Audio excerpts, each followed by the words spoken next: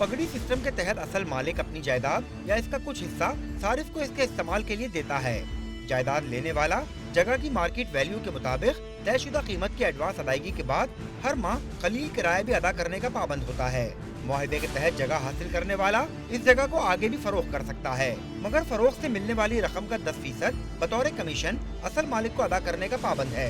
खरीदने वाला जब तक चाहे रहे, मालिक इसे बेदखल करने का मजाज नहीं। ताहम जायदाद हमेशा असल मालिक के नाम ही रहती है। पगड़ी के पैसे भी दूंगा और उसमें फिर किराया भी हर महीने दूंगा, 400-500 जैसा किराया हो। बड़े घर होते तो उसके 1000-1200 होते। मैं भी पगड़ी में ही रहता हूँ, मैं खुद 1300 रुपये देता हूँ। मैं बेचूंगा ना तो उसमें फिर उसको 10 लाख का बेचूंगा तो उसमें 2 लाख रुपए आपके। इस वजह से वो पगड़ी सिस्टम होता है। पगड़ी सिस्टम के तहत खरीदो फरोख्त की गई जायदाद का सबूत महज एक पर्ची की सूरत में मिलता है। बस एक पर्ची देंगे आपको, उसमें लिखा होगा कि लैंडलॉर्ड है। मालिकान के इंतकाल, विरासत के मसाइल और मालिकान के बैरून मुल्क मुकीम होने के सबब कई जायदादें वीरान पड़ी हैं।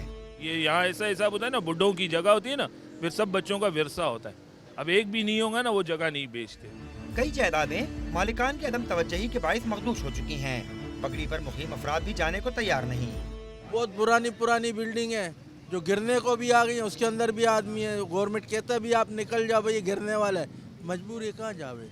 पगड़ी सिस्टम में सरकारी टैक्सों और यूटिलिटीज की अदायगी रिहायशी अफराद की जिम्मेदारी होती है। इमारत की मरम्मत असल मालिक का काम है।